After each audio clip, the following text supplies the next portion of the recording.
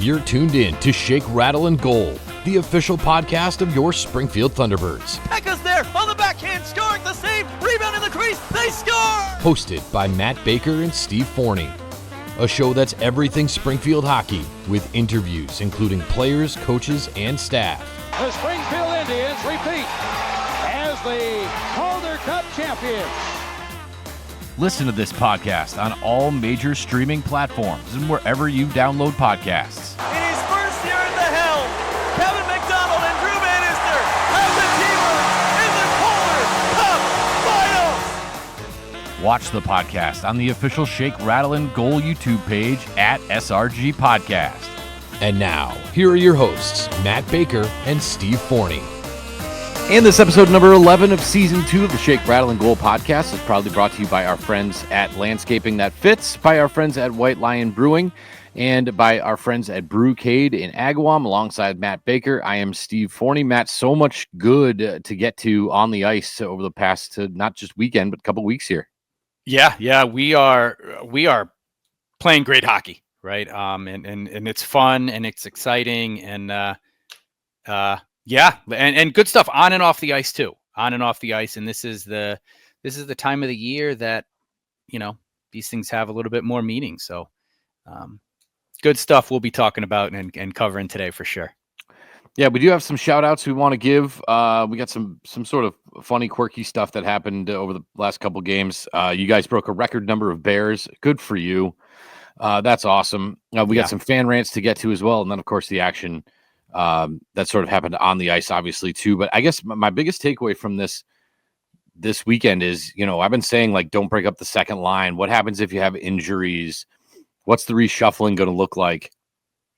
And, Alexandrov goes down, Laffy goes down and misses some time. They had 7 defensemen dressed the other night and still won. Yeah. This team is scrappy. They believe in themselves. As Kevin Garnett famously said, grit and balls. This team's just got grit and balls, and they're never out of a game. And I think that's the biggest difference. Last year, that game against Bridgeport, they would have lost. Yeah. Agreed. And that game against Rockford, they probably would have lost. I probably would have lost. Well, right. If you just look at the end results and it's 2 overtime wins, great. Okay. But you look at the Bridgeport game that the Thunderbirds, and we'll get more into it, but to your point, right? Bridgeport, you kind of, the first 2 periods, you kind of have your way. You're winning. I don't want to say dominating, but you're winning. And you play a dreadful third period, and yet you're able to hit the reset and win in overtime. And then Rockford, you're losing, face adversity. Again, we'll get into the call in a minute. When we break down the game, we'll talk about it, folks. Don't worry. But again, you come back and you win in overtime. So although the end results, 2 overtime wins, 4 points out of the weekend, how we got there was completely different. And like I've been saying for the last few weeks, this team has taken on hey, how do you want us to win? Right. We'll do it. While still, I believe, for the most part, staying true to their identity and accomplishing sort of what they want to accomplish along the way. But you need us to be a little bit more physical against the Lehigh Valley. We can do that. You need us to tighten down on defense a little bit, maybe not so much that second period against Rockford, but there have been games in this mix where I think it was the Hartford game at the end of November. Not a lot of shots on goal. How do you want us to win? And this team is finding a way to do that. And it's exciting as a fan. It's exciting as a member of the 413 community. And it seems like it's somebody new every night. Pekka's always there, and Luff is always, since he got here, has been contributing. But I was kind of waiting for, 2 overtime winners, and I'm like, all right, well, where's Luff? Where's Pekka? Boom. Night 1, it's Peterson. Night 2, it's Dvorsky. It's great, awesome. It's not just the guys, the veterans that are on this roster. It's the kids contributing. As soon as I saw Dvorsky pull that puck back, I knew the game was over. I knew he was going to find a spot with just an absolute laser beam. So I don't know. I guess I say, well, let's just get into the first game against Bridgeport. Yeah. because again, I got a lot of, well, how about that game last night? I'm like, I didn't really enjoy myself very much. They played well for 2 periods. They got absolutely dominated in the third period. I have Yes, no they did. idea what happened, but they got absolutely dominated. And again, as disappointing as that was, they actually had more shots in overtime than they did in the third period. Yeah. Which over the course of like 2.5 minutes of overtime. Yeah. That's how good they are in overtime. I think this is becoming a storyline, is you don't want to go to overtime against this team. And it just shows how bad they played in the third. But again, it's just a gritty, as soon as I got home, I watched overtime again. Just gritty, ballsy, crash the net, play wide, play smart, know where you are, pull the puck in, bring the puck back out, reorganize. Everybody's got a spot in the lane. I just thought it was unmatched. I thought they put on a overtime clinic this weekend. This is going to be a tough team, in my opinion. And facts are facts, right? I think they are 3-1 in overtime. I think their only overtime loss was to oh no, wait, did they? Oh, I'm sorry. Okay, so they beat the Wolfpack early October in a shootout. They lost in overtime to Hershey. They've won their last. That was the game in Hershey, right? Hershey. Where they really, I think we said at the time, kind of turned a corner in that game. Right. Well, I'm well looking through their whole schedule as of late, and you can put a pin in that November 6th field trip game where they kind of turn the corner. They're down 3-0 in Bridgeport. They come back, score 5 unanswered. They found their swag. They went to Hershey and played back-to-back in Hershey, lost 2-3, then overtime lost 2-3. But in overtime, we've talked about this last year. Personally, overtime is a lot of fun. For me, a 3-on-3 is exciting, but it's too far removed from what hockey actually is. This is my lame-o opinion, right? You play 60 minutes of 5-on-5 hockey where there's probably a little bit more like nuance to the game and flow to the game. And then you go to play 3-on-3 and it's just like, hey, take a shot, which I actually think those suits our team very well because it's just straight up talent. Like I was texting you against the game against Rockford in overtime. I'm only nervous if Frank Nazar is on the line on the ice for Rockford. If not, I'm very comfortable sitting in my seat watching overtime happen. If Frank Nazar has the puck on his stick, I'm a little worried. Yeah. If you're an opposing fan or an opposing team against Springfield, I think you're worried if Pekka has the puck. I think you're worried if Dvorsky has the puck, if Kaskamaki, if Silvergard, if Luff have the puck, because those guys create and can snipe. So those guys create a little bit. I don't care where you, like, what line is out there. You've got to score in a 3-on-3, bring the puck up, maybe slide the defense once or twice, and then you've got a lane, or it's just Dvorsky, curl, drag, rip it, goal, right? So, but you're right. Real quick with that. Yeah. How about Hunter Skinner too? Hunter Skinner's been playing excellent, and if he's out there and he's the point man, you got to respect him too. So anyway, don't mean to interrupt, but that good segue into my next point as far as shooting from the point. We're seeing now Tyler Tucker is an offensive juggernaut. Well done, Tyler Tucker. Let's give him some credit. He has 3 goals on the weekend, 2 power play goals in Bridgeport or against Bridgeport. I believe those were his first 2 career professional power play goals too. So congratulations to Tucker. But we've said this: you shoot from the puck, you shoot from the point, good things tend to happen. Redirection.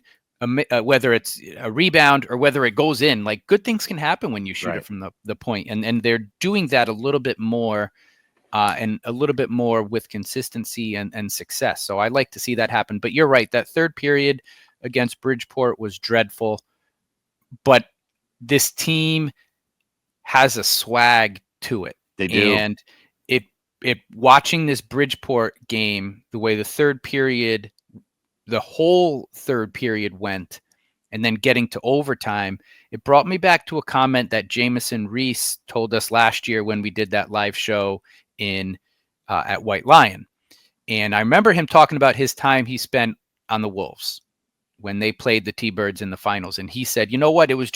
We just had sort of that swag on our team where it didn't matter at what point we realized it, but we just had a feeling that like it could be the second intermission and we're playing like crap and we're losing by multiple goals. And we were just like, boys, we haven't even started to play yet. Let's go.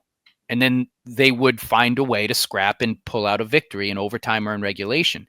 And I got a sense that this team was kind of being overrun in the third period. And hey, let's just hold off. Let's reset in overtime. And then we got this. And they just had that swag to me. And then seeing how they came out in the overtime, it brought me back to that comment that Jameson reset. I'm not declaring this team is making a Calder Cup run to the finals this year and is going to win it. Not yet. I'm not declaring that. No, but the ingredients are in the bowl. Yes. And they just need to be stirred and they need to be cooked and they need to be microwaved or whatever it is. But however you want to marinate it. Yes. I'm with you. They are marinating for real. Yes. This team has a swagger to it where we can go play a dreadful 20 minutes of hockey where if you're just watching those 20 minutes, this team does not deserve to win. We'll win. So kudos to them. I think that says a lot about this team. Again, highlights from this team, from this game against Bridgeport. I think Tyler Tucker, I don't think it probably wasn't Ellis's sharpest of games, but it's a high standard. Me saying that is a high standard. I mean, this is the first time he's given up more than 3 goals in a game this season, I believe.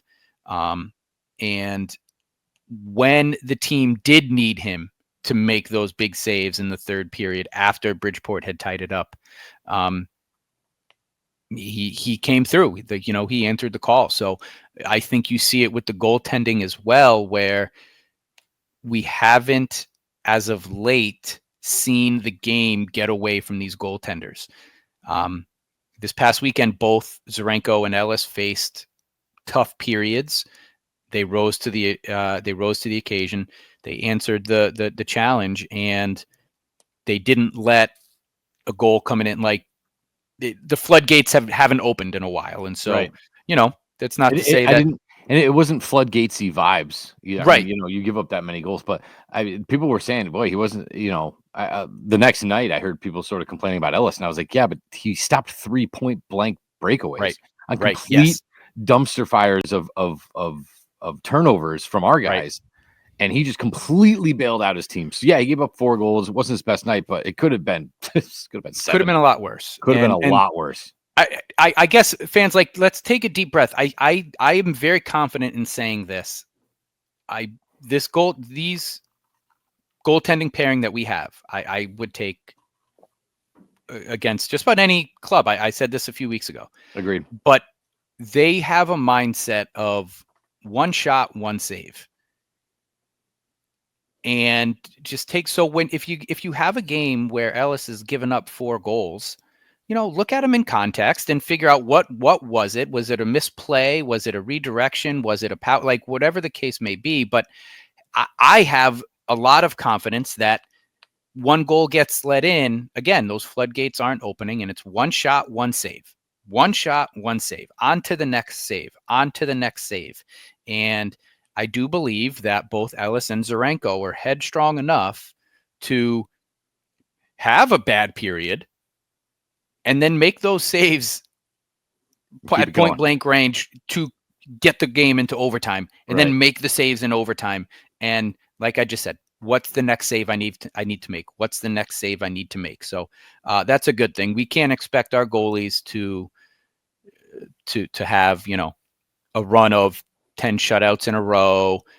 They're facing a barrage of shots, and they're saving over 90% of them as of late. So they're playing great. You have a goaltender, I don't care in what league, you're plus 90% save percentage. Take it, because there's a lot worse out there.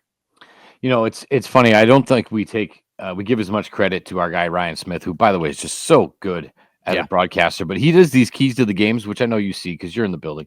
Yep. But it was a couple nights ago, or maybe not this past weekend, the weekend before. The thing was shoot more. We need more shots. We need low shots. We need shots on target. One of them, I think, correct me if I'm wrong, the Rockford game one was shoot from the point. And the Bridgeport game was the power play. Take advantage of every power play opportunity you get. They go 3 for 5.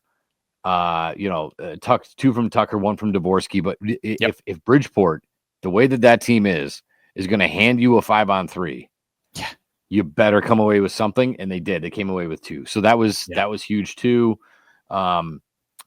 Again, outshot Bridgeport 4-0 in overtime. Both of these games combined, they outshot their opponent 8-2 in overtime, which is freaking cool. And I thought this was interesting too on the overtime winner, Peterson from Pekka and Luff. Peterson actually replaced Luff on the ice. So Luff got the assist from the bench. And that just goes to show how good puck control Pekka has. Because if you watch that, Luff gives it to Pekka, and Pekka skates, and he whirls, and he twirls, and he takes it, and he takes it out, and everyone's trying to take it from him, and he just doesn't give it up. And here comes Dylan Peterson, back pass, right on the money to Peterson, who just cranks it home. This kid, man, Pekka, like we've been talking about, he's just playing out of his mind. He's getting better and better every week, it seems. And a lot of guys got banged up too. Dvorsky took one right in the coconuts on Sunday. Pekka got a little banged up on Saturday. I think it was Saturday or Sunday. It looked like he got. Well, there was no game Sunday. Like blue line. I'm sorry, Friday or Saturday. So, yeah. It looked like he got sniped at the blue line. He just went down, didn't go down the tunnel. So I know a lot of these guys are dealing with stuff, but that was really fun to watch Friday night in Bridgeport.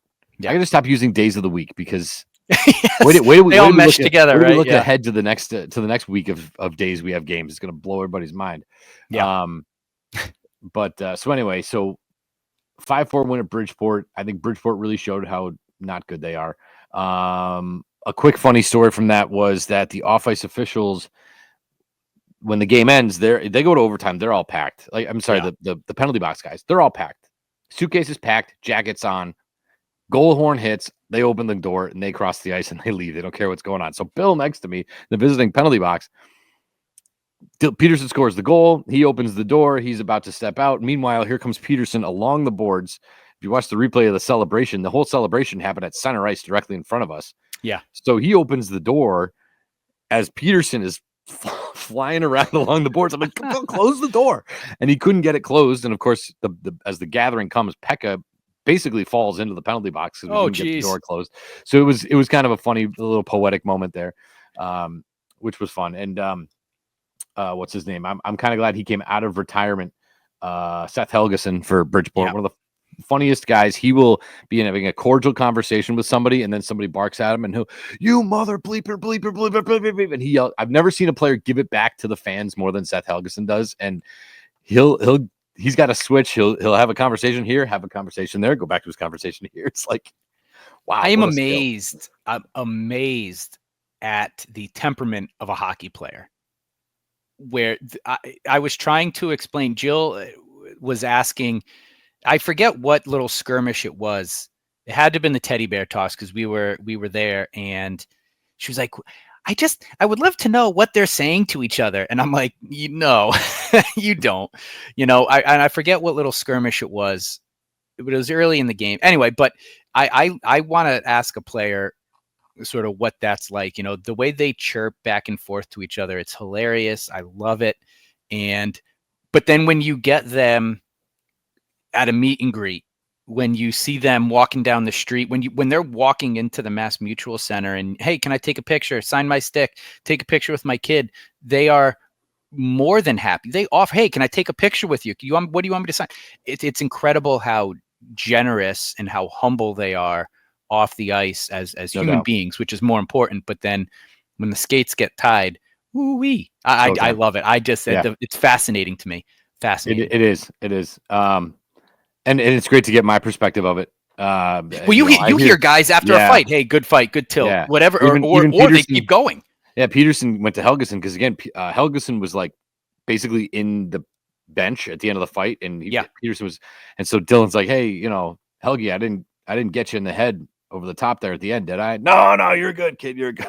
It's just like, it's funny. So, at least we're starting to turn the corner against Bridgeport, which is great news. Yeah.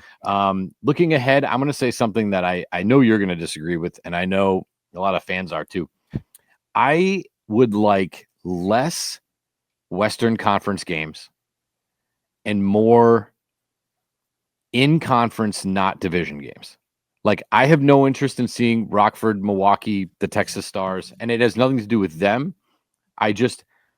If you give me 2 more games against Rochester, 2 more games against Belleville, 2 more games against Syracuse, Utica, I just think they're going to be better hockey games. Yeah. And when you play a team like Rockford, I don't know about you, but to me, that was like a boxing match where they just spend the first 3 rounds sparring. Like, that first period was literally just a 20-minute sparring fest. Yeah. To where, and you don't blame them, but these two teams have literally never seen each other before. Like, what are they good at? What are we good at? It's not like you can watch tape. You know what I mean? That's fair. I got that vibe. For me, and that's a great perspective. For me, I enjoy watching teams that I don't get to see. I mean, it's not like the NHL where they televise every team a few times a year. So, or you could, we follow the T-Birds, so we know who the T-Birds play. So for me, I like seeing new teams. But you are right. The beginning, you can tell the teams are just feeling each other out. And how much more of an entertaining playoff would that be if you do have a 6-game season series against the Americans, or Utica, Syracuse, play more against Laval, play more against Belleville, I'm trying to think of, and these teams are actually, they're coming up, ironically enough, but I that's a fair trade-off. Just give me less Atlantic Division. Yeah, less Wolfpack, less Bridgeport. Give me less Atlantic Division, and I don't care who the rest of it is, but you are right. If we ever play Coachella Valley or the Wrangler, the first 30 minutes of the game is just going to be, what are they good at? What are we? You're right. So sparring. Fair point. Yeah. Just give me less Atlantic Division, and I would be fine with it. Yeah. But anyway, it was in the last 30 minutes of the game were, I thought, entertaining as hell. I mean, I thought that both teams were really starting to, it got really physical, which I was kind of shocked by. It's not like this is, again, a rival. Mm-hmm. And, the Jersey sort of mishap, which I feel for Jess and Nate and everybody over there, that the jerseys ended up in Germany. Right. Most teams would, I don't know, panic, or they embraced it. They had graphics, they had videos, they had funny, quirky things like, hey, our jerseys are in Germany. We're wearing these ones. Everybody enjoy the game. Like, they made it kind of quirky, but the green throwbacks against the red Rockford with that big pig on the front. I got to get that pig on a hat from Rockford. Yeah, it was cool. It was a fun game to watch. It was aesthetically pleasing with the jerseys. So I'm cool with it. I would just like more of that North Division. Like to see more of that North Division. Yeah. Do you think, and this was something, again, with no sample really to speak of other than the few games I saw of the Calder Cup Championship Series a few years ago, and now 2 games this year against Western opponents with Grand Rapids and Rockford.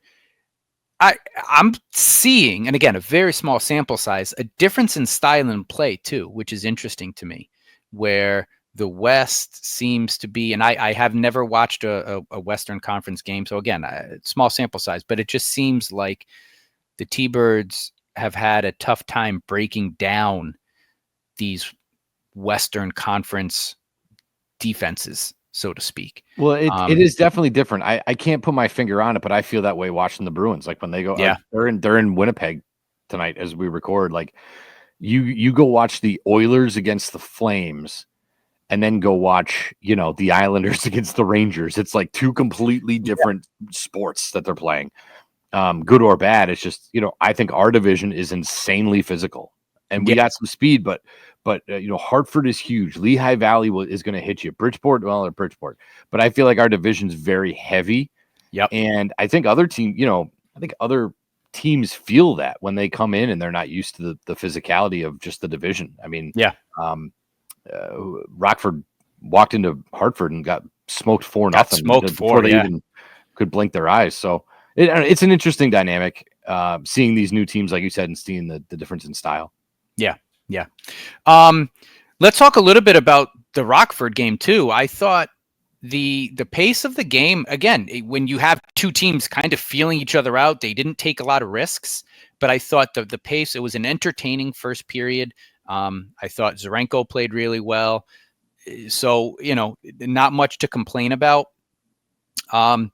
Hardly any penalties called throughout the entire game. Yeah, right. just 3. I think, right. 2 against Springfield, Rockford. 1 against Rockford. I No, believe. other way around. Okay. So a clean game.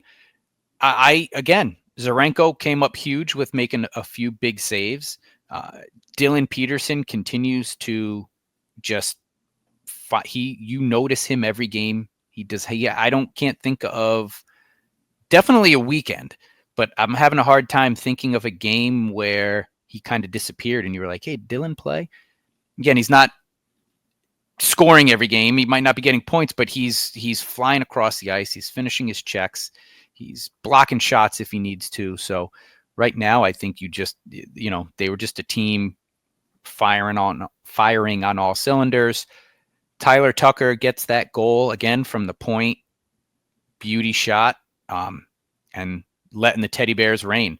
Was it 7,142? I think. I just got off 62, 71-62. So setting a record there. So well done, fans. And then, I guess we have to talk about this no call or no goal. I'll break it down first from my vantage point. It did not look like there was contact prior to the shot, again, from my vantage point going in. And I think you could argue the contact that was made, maybe as the puck was going in, was due to Hugh McGing being pushed into the goalie by the Rockford defense, which would, as far as I understand the rule, negate any sort of goaltender interference.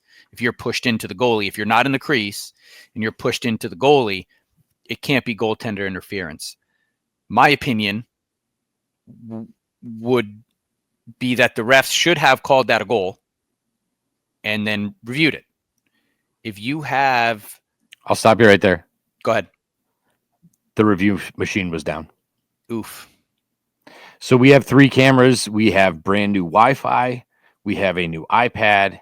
We have all the tools we need in place to get the replay booth working every single time we need it. It's an iPad. It has 3 different screens on it. It has overhead, both goals, and then the regular feed that you see, the video feed. If one of those cameras doesn't work, then the team has to tell the officials that we don't have replay. Oof. Even if it's just one camera. They can't use the other 2 cameras. Why? I don't know. Yeah. Why they can't just look at the Jumbotron? I don't know. But replay was not an option that night, which is... Interesting point. You said that, though, because right after they made the no call, they played it on the Jumbotron, and you saw the officials looking up there, and that made me even more nuts. What are you doing? If you're looking at the Jumbotron, you should be looking at... So, but fair. Okay. So, well, again, and that's another thing, too. Then. So, like, I'm on a headset with production, and if there's something that goes... So, this is my interpretation of it, because I don't think... I didn't get a chance to... From where I sit, I can't really see it. Yeah. Things happen... They didn't show a replay. So I kind of missed it at first. I'm under the impression when things that are going to happen that are good for us, there's a little inside the game. If there's a questionable call and it's good for us, it's going up on the Jumbotron and it's going to be on a loop. We're just going to keep playing it and playing it. Yep. 6 different angles of us, why you should have given us the benefit of the doubt. If it goes the other way, we are not putting anything on that Jumbotron until the refs give us a final call. So my thinking is that if production... there's 2 or 3 guys back there that control all of this, and they're good dudes and they watch the game and they're smart. Yeah. If they looked at it and said that, well, I think this is going to go against Springfield, it wouldn't have gone up. Yeah. So, I mean, again, you had a much better view of it than I did. That always gets super chaotic down there for me, so I didn't really get a good chance to take it all in. There was contact. From my vantage point and putting the replay that I saw with what actually happened on ice, when you have the linesman right away point goal, right away, to me, puck went in, then there's the contact. So, and Hugh McGing was engaged with the Rockford defender. So all those things are telling me, again, this was my biased opinion. as a T-Birds fan. It probably should have been a goal. If they didn't have replay, there was contact. It looked to me like Hugh McGing was engaged with the defender, so the defender is pushing him in. And it was even questionable as to if that contact even came before or after the puck went in. Because that was my take, seeing it in real time, was I saw the puck go in and then I saw the goalie and I get knocked down, and I'm like, oh, well, that's whatever, Yeah, you can, the puck's in and you run into a goaltender. It sucks for you. Sorry. Yeah. You pick him up if you want to, but the goal's a goal. So I just felt the linesman immediately, you see him, and then you see it. Well, where was he? Was he behind the goal, or was he was behind the goal, right on the goal he's line? Watching, he's watching the pointing. goal, but he's watching the goal line. He's not watching the goalie. Do you know what I mean? Like, he's not watching for contact. That's the referee's job. His job is to watch the goal line. So he's not more likely to make that call. He's not going to make the call, but would the whistle from the referee, once there's goaltender interference, his hand is going up as well, or he's blowing his whistle if he sees that, right? Because Springfield has possession of the puck. I could be wrong. I'm not a rules expert, but unless it's all encompassing, unless it's. I mean, again, I don't know. I never reffed a game, but I imagine goaltender interference. It's like holding in football. Sure. Okay. Goaltender interference. You interfere with the goalie, but your team turns it over and the goalie's team is going the other way. You don't call it. You're not calling it, right? So I get, all right, that's fair. Like, it's only becomes on a goal. Now all of a sudden it's like, well, wait a minute. That's you know okay. What I'm saying? Okay, that's fair. So it would only be like subjective called, really, unless if it's not a goal. I'm not calling goaltender interference. I'm letting the play carry on. Exactly. Unless I'm taking him out of the play. So that, I think that's exactly, like I said. At the end of the day, hey, I'm not. We're arguing over what the T-Birds got to win, right? And all is well with the universe. So, and we can all agree, thank God that wasn't the teddy bear goal. Imagine teddy bears raining down as the ref comes out after 10 minutes and waves the goal off. Oh my goodness, that would have been that would be bad. SportsCenter's not top 10. Yeah, and one other thing I wanted to touch upon for the Rockford, and then we can move on from this one. And you touched upon it with the jerseys. It was a hectic night. We were trying to get to the Mass Mutual Center early. My son Jake has a broken ankle, so some of you saw us wheeling him around the concourse and everything like that. So we really wanted to get to the Mass Mutual Center early to make sure he was settled in and not having to maneuver through crowds in a wheelchair with his leg and everything like that. So we parked at Tower Square. Thank you for that. So easy, no traffic, easy to not having to walk through people on the side of the road. Anyway, so we get to the Mass Mutual Center from Tower Square, and I realized, oh, I forgot all the teddy bears. So I gotta run back to the car. But because of Jake's leg, obviously he's not doing it. So we go into the Mass Mutual Center. I scan the 3 tickets for Jill, Tyler, and Jake. Then I run back to Tower Square. I'm running back to try to get in line for our jerseys, which I was able to do. And in my head, I'm just thinking like, oh, I got a bad feeling about this. The jerseys are lost in Germany. Talk about calling an audible. Bad vibes. Hockey players, right, bad vibes. Hockey players are creatures of habit. I'm seeing all this stuff. The concourse, and we'll talk about this later in the show in the fan rants, that you got the Girl Scout cookies going on. So part of the concourse is blocked off, and it's just like a cluster and bad vibes. We sit in our seat. I breathe. Boomer comes out.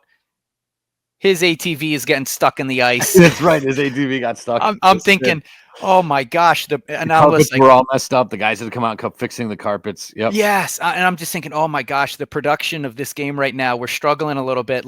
I wonder, in my head, I'm thinking, how much do the hockey players, do the athletes notice about the production? I know hockey players, some can be creatures of habits. They're superstitious.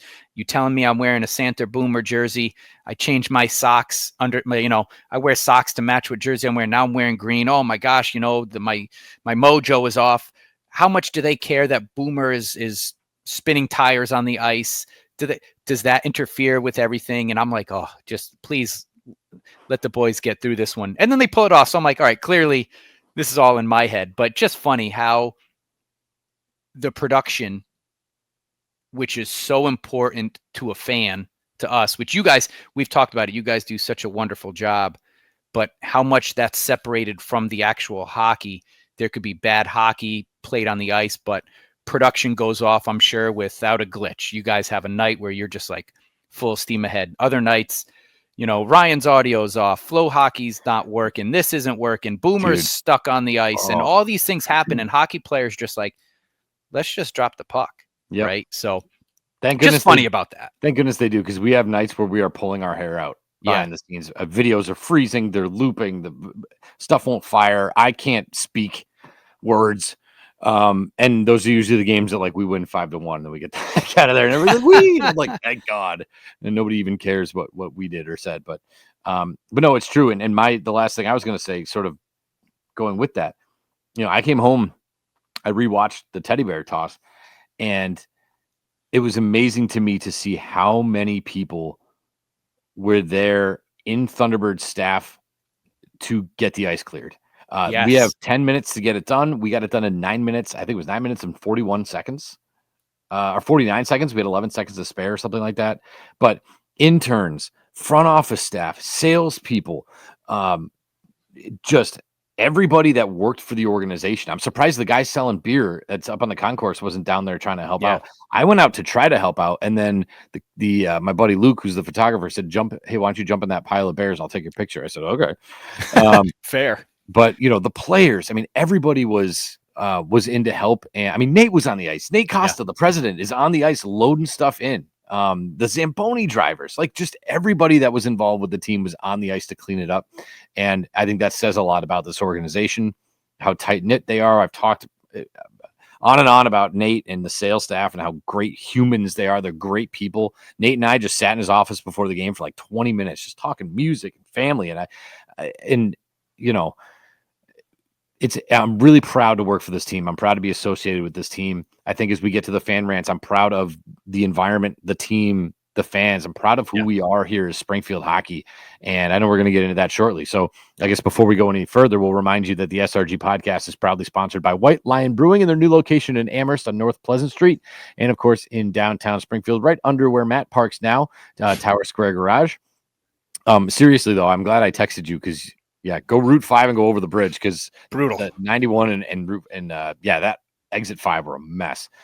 So once you do park in Tower Square, go down to White Lion Brewing. They'll validate your parking for you, and while you're there, get some Boomer nachos, Seuss mac and cheese, Hall of Fame wings, along with any of the 20 plus beers they have. And they're also in your local liquor store cooler as well. White Lion Brewing in Amherst in downtown Springfield, proud local sponsor of the SRG podcast. Make sure when you go down there and they're validating your thing, say, "Hey, I heard about this on the Shake, Rattle, and Gold podcast." Make us look good. By our friends at Brewcade in Agawam, our buddy Michael Sarnelli, a family-owned and operated business, arcade machines, beers, darts, pool, sort of everything that you're looking for when you just like, I want to get out of the house, but I don't even know where to go or what to do.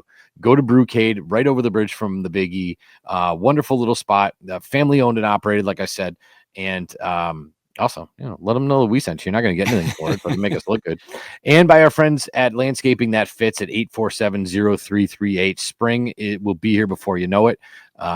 This is the fastest going time of the year. We're already 10 days into December. It feels like it was literally just Thanksgiving. So before you know it, it's going to be March.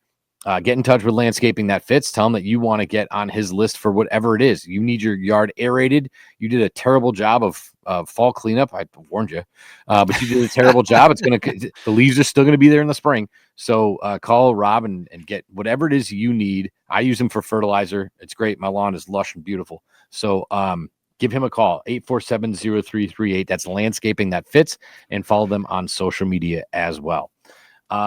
Fan rant time, is that where we want to go next? Let's do it. Let me pull up the fan rant right into you, but I will mention too, the other thing we're going to talk about here while Matt pulls that up, I'll try to buy you some time, is the what do you see the schedule for the next like week or so as they go on this road trip is bizarre. Just like, I don't think I've ever remembered the team playing on a Tuesday, but we're going to get some Tuesday night hockey. So it'll be interesting to see this road trip. You talked about creatures of habit. It'll be really interesting to see what happens down there in Charlotte. But anyway, fan rant time. And yeah, we got a one really special one. The rest of them, Yes, are good. yeah, But one we'll get to one that. was really special. So Lisa LaBombard, how do the T-Birds staff get stuffed bears that are stuck in the rafters? And also, do you think that this year someone takes Hershey out of first for the standings? Let's hope for home ice advantage when it's closer to the playoffs, not trying to jinx it. So a few things there. There are the catwalks up there. So I would just imagine, hey, anyone who gets a teddy bear stuff up there, good throw. That's or a really bad one. A really bad one. Well, yes, yeah. That's a really good bad throw. But there are catwalks up there. That's how, they have people working the spotlights and stuff like that. So that's how people will get up there. Do I think someone will take Hershey out? Personally, I don't think they are as scary as they have been the last 2 years. I don't know if they will be overtaken in the Atlantic Division this year. They're still, no, they're 17-5 and 3 overtime loss. So, they still have dominant goalies. Again, with AHL, right? You work in 72-hour clips. If all of a sudden, there are injuries up in Washington and you're calling up Ethan Frank or you're calling up, the goaltending there. Yeah. I don't think they're as scary as they have been in 2 years. And that's evident with how the T-Birds played them in Hershey with the back-to-back losses. Yeah. They played them well. Sorry. So no, I'm done with that one. It's going to be, they're already 11 points ahead of second place Wilkes-Barre. I don't think anybody's going to catch them, but like Matt said, I think that, Springfield proved it. She mentioned home ice advantage. I'm not afraid to go into Hershey. Season ended tomorrow. It's easy to say now. I got no problem going into Hershey and stealing one. I think they are more than capable of doing that. I think the difference between them and us, and no offense to us, is we're 8-1-1 in our last 10, and we're over the moon. They're 7-1-2 in their last 10, and it's like, it's another day at the office, just another 7 out of 10 win streak, right? So it's a culture. There's a culture of winning. They have a well put together team of guys that have played together for a long time. They're not world beaters. It's not like this roster just blows you away, but Providence is down, Charlotte's down, Hartford's in sixth. The standings are really tight with literally everybody but Hershey. So I don't think that's going to happen. Yeah. Tariana Aldrich. And this is a good point she tries to make here. I'm all about community support games and the Girl Scouts, but could it have been poor planning by having the giveaway the same night as the Girl Scout event? There was a huge clog up on the concourse. It was hard to get to bathrooms. So maybe spreading the wealth a little bit. Fair point. It was. I don't know what they were doing Friday night. Friday night would have been just fine. Yeah, I get a point. You're jamming a lot. Home games are few. I guess, what do we have? However many games you play, half of them are at home, and you try to fit as much as you can into it. From a business standpoint, from a front office standpoint, you want to pack as many people as you can into the Thunderdome and give them all a good experience. I do agree. Like Tariana, fair point. And it was hard to kind of get through because they had portions of the concourse blocked off, and they're giving away the teddy bear sweaters, right? So many people were there so early. It was tough. And again, I'm pushing Jake around in a wheelchair at 5:15, and I'm like, gee, well, still have 2 hours before this game starts, and it's crowded. But I wouldn't expect a front office and again, the business side of it to say, spread the wealth. They want to pack as many people as they can as possible. What I guess the fair point is that so many people were there so early. So fair point. I'm not sure if they want to spread out, they want to pack as many events into each game as possible, Mm-hmm. Yeah, it's true. That's how I feel the puck, before the game. It's like, wait a minute, we have God Bless America and America the Beautiful and the national anthem. Then we have a ceremonial puck drop. I'm like, how many why are we packing so much stuff into one game? Like, we're never going to get 705. Like, we're never going to get to 705. Then you got Blue Line Buddies. Then you got two groups holding American flags. It's like, oh my, like, we got 500 people on the ice. Like, we just play hockey. But yeah, it's the money comes with the territories. And that's the world. Yeah. It's the world of the AHL. You know, they don't do this kind of stuff like you were saying at TD Garden for the Bruins, and they're the NHL. They can afford not to, you know, but it's the AHL, and it is what it is, I guess. Thank God we got rid of the Marcotte Final Five. That's all I can say. I freaking hated that thing. No offense to Marcotte Ford. I'm not looking it's a tough one at five and being like, oh, I need to do something here. I'm looking at it going, oh, we got 5 minutes left in this thing. So thank God that's gone. Andrew Yell. Saturday's win said a lot to me. I feel like there were stretches where they looked tired, worn out from Friday's game, but still played mostly well and deserved the 2 points. On a side note, I had complete confidence that it was not going to be a repeat of prior teddy bear toss during the Panthers affiliation. The year escapes him when they got shut out and we had to throw the Bears after the game result. Funny story about that, Andrew. My son asked me that, whatever it was, like almost midway through the second or before Tyler Tucker hit his goal at some point in the second period. Tyler goes, what would happen if they don't score today? And I looked at him, I'm like, buddy, they're going to score. So I'm with you. The team is, there's too much talent. And although that second period was a tough one, you had confidence, again, the swagger that this team has, that they'll get one. And I agree with you. There were stretches, we talked about it, where this team, third period against Bridgeport, second period against Rockford, where you're just like, what is going on? But the floodgates never opened, and you know, they were able to keep it within striking distance. And when they needed to come up with a big play, they got the big play. Mm-hmm. Yeah, I and again, it's just playing a foreign team like that too. It says a lot that you can come back from behind and really grind out a win there. I will say the year that they got shut out was the Pat Kelly year on the microphone. That was not the year I worked it. So every year I've been there, we've gotten goals. I was a little nervous. I had the Santa hat. I wasn't wearing it all game, and I put it on for the third just for a little bit of luck. And sure enough, it turned up. But I knew once they got that one, I think. Yeah. Again, with this team, once you get one, and they get the confidence, the swagger, good luck. Yeah.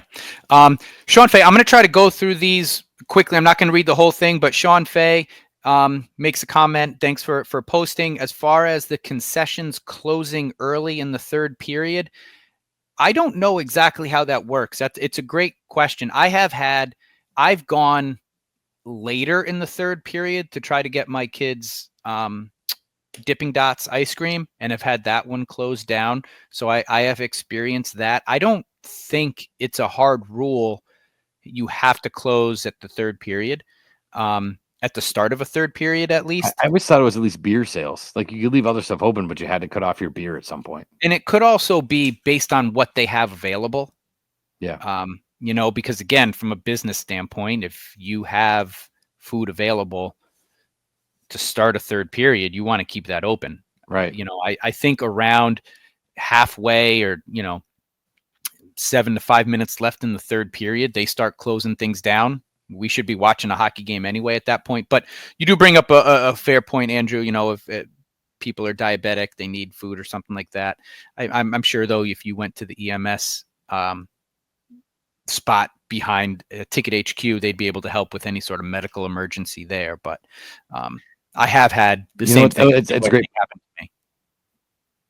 It's a great point, though, because I know nothing about it. I've literally never I haven't bought anything on the concessions. That's not Disney on Ice in a decade. But it is interesting when you think about like overhead, and you know the team's going to be gone for 2 weeks. You don't want a bunch of hot dogs and burger patties and stuff lying around. So they probably bought what they needed. They thought they needed for Friday and Saturday, and by Saturday at third period, we're out of brisket. We're out of brisket. I don't know what to tell you. I'd rather be out of brisket than have 40 pounds of brisket going to the freezer for the next 2 weeks. So yeah, I don't know. Maybe that's a part of it. Michael Kraft, 2 points he brings up. He feels 2 well-fought wins and well-deserved 4 points. With the current roster, given injuries and everything like that, how do we stack up against this 5-game stretch we have coming up, which we'll get to in a second. 2 against the Checkers, the Penguins, Belleville, and Laval. And a side note, another Flow Hockey dinger here. They only allow multiple streams from the same network.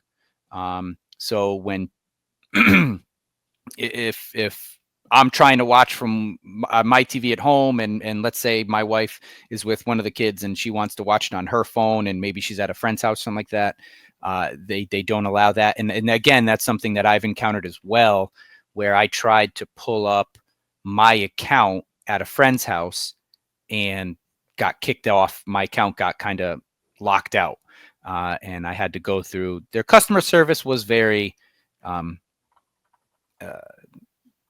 they were very responsive and responded to emails quickly, but they did say you run into problems if you're trying to attach your Flow Hockey account to a different, for me, Roku account. So if I'm on my Roku account and my Wi-Fi, I could watch on my phone, I could watch on my TV at home.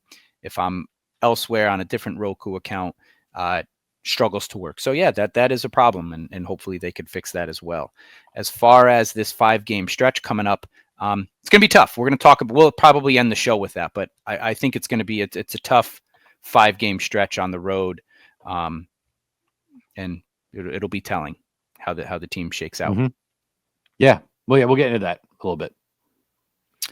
Trini King wants to talk about the replay, the no goal. I guess we covered it. There was no replay. Replay couldn't be used there. So sorry about that, Trini. Vin Carroll points out, awesome streak, 8-1 over the last 9. Hats off for pulling out the OT wins on Saturday. Thought they maybe lacked urgency throughout the game. Sloppy passes, turnovers, line pairings are getting shaken up a little bit. And those are actually 2 things I want to talk about. My new rant on the team is their struggles exiting their defensive zone. Not necessarily like, I'm on a PK and I'm trying to clear the puck down the ice, or I'm trying to ice it. They're just turning the puck over. They have possession in the D zone and they're turning the puck over. That's kind of my new gripe that I want to see this team clean up, is possessing the puck and getting to at least to the neutral zone. Let's just call it that. Like, let's get to the neutral zone without turning the puck over, putting your goaltender in a tough spot. And communication. It's all about communication, being in the right spot. I think I talked a little bit about that last week as things I wanted to improve on was when puck possession, right? Like when you have the puck in your zone, how do you not let the other team have it still in the zone? I don't care what happens. I don't care if you flip it to center. I don't care how you get it out, but how do you get the puck out and allow your defense and your goalie a bit of brevity, Yeah. And that still continued this week. Yeah. And then as far as the line changing, the line pairings kind of changing up a little bit, I think I have noticed that too in the last 2 games. I think on Saturday it was out of necessity because you were starting 7 defensemen, trying to get Booch back in the mix. Buchinger's back and healthy, so you're trying to give him some ice time, I think. So I think Saturdays all the lines were shaken up, and I think it's also a good thing, though, to show these guys that they can play with each other. And it's not just, hey, you 3 can only play with you 3, that you have to be flexible. You're a hockey player and you've got to be able to move around. But I think it's also clear when you're doing that consistently on Saturday, it was only a small sample size, 1 game, but, a hard fought 2-1 victory, not very offensive. So they struggled a bit, but still able to scrap through the win. I agree. I sort of agree with all that. The more the guys can play with other guys the better it's going to be long term. You're going to have injuries. You're going to have stuff going on. Can we slap together 4 guys or 3 guys or this combination of the 6 guys to be productive? And you figure that out now so that you're ready for the spring. Yeah. And I'm going to kind of jump through it. We're running out on time here. So I apologize if we can't read them all or anything like that. But got like 30 comments, guys. Thank you very yes, much. and keep them coming, and we'll try to get new, new posts and new people out there. But I want to highlight one comment in particular, and this is from Natalie Spatcher, and I hope I said that last name correctly. If you were in attendance Saturday, we heard you, Steve, make a comment about, there's a lost iPad with a blue handle. If anybody finds it, please return it. And I'm just going to read her post because thank you, Natalie, for this. And we're glad everything worked out. But this was Natalie's post. This may be a little off topic, but I just wanted to come here to say that I always heard the Springfield Thunderbirds community had a strong presence that really comes together during times of need. But seeing it firsthand as I was having a really hard time trying to locate my son's AAC device at Saturday night's game between the announcement during the game, thank you, Steve, Of course. a few Facebook posts, and Nate Costa, president of the team, by the way, having everyone from security to ticket reps be on the lookout. It was found and returned around the time of the announcement during the game. I just wanted to express my gratitude and give thanks to the T-Birds community. Thank you for helping locate my son's communication device. Some see it as an iPad, but it is his voice. So when I lost it on the concourse, our world was upside down for quite some time during the game. I appreciate all the efforts from T-Birds fans looking for it and their support as I am overwhelmed. Let's go T-Birds. There it is. It's awesome. It says a lot about you guys. It says a lot about again, Nate Costa is not only fishing out teddy bears, but he's also on the hunt for this kind of thing. And again, it's all I did was I saw the post at first intermission. I was just on my phone on Facebook, saw the post come up, and I got on headset and I said, to Luke, I said, Luke, can I just fit this in? He goes, yeah, right after the puck out of play, it'll be the first one you do. I'm like, okay. So we wanted it immediate. We wanted it as best we could. And even by then, you fans had already found the thing and gotten it back to where it was supposed to be. So awesome job. And my pleasure, Natalie, whatever we can do. And that's it, right? That's why we are drawn to do this, because of the hockey community, the AHL community, the Springfield Thunderbirds community, and we feel the love, and it's I'm Natalie, I'm glad for you and your son and your family that everything all is well, and glad you got to enjoy the rest of the game. That's just awesome. What a much better conversation about the community than last week's episode. Yes. Thank you. People listen. Thank you. Listening. At the end of the day, right? It is. We're all good people trying to enjoy a hockey game. That's all we're there for. And I think this time when it highlights, it brings it to the forefront. When you can do something kind for somebody else, do it. Like, just if you have an opportunity to do something kind while you're listening to this podcast, if you can do something kind for somebody else, do it. Do it. That's what we do. All right. So we're good on the fan rants? That's it for the rants. That's it. Thank you, fans. And I know we didn't get to them all, but keep them coming. Please. And we're almost at an hour here, Matt. People tune us out after a while, so we gotta get there. So I mentioned the schedule. Schedule's a little weird. Saturday, they're going to take on Wilkes-Barre Scranton in Wilkes-Barre, but that is a 6:05 start. So it's one thing to have all this travel, but now you're starting games at 6. It's like, what? So I did look. You can fly out of Wilkes-Barre Scranton Airport directly to Charlotte, which is good because Tuesday, Wednesday, they are at Charlotte. Again, Tuesday and Wednesday, not Friday, Saturday, not Sunday, not Tuesday and Wednesday. Not our traditional games, fans. So we're going to have to tune into Flow Hockey, hope that it actually works, and be able to watch those games on Tuesday and Wednesday. I also checked, Matt, you can fly from Charlotte International Airport to Belleville, Ontario. There you go. So I was sitting here going, how the hell are they going to get from Charlotte to Belleville? Like, how is this going to work? It can be done, and hopefully the flights are all set because after Wednesday's game, they go to Belleville on Saturday. Then they go up to Laval on Sunday. So 1, 2, 3, 4, 5 games in 2 different countries and 2 different provinces, 2 different states.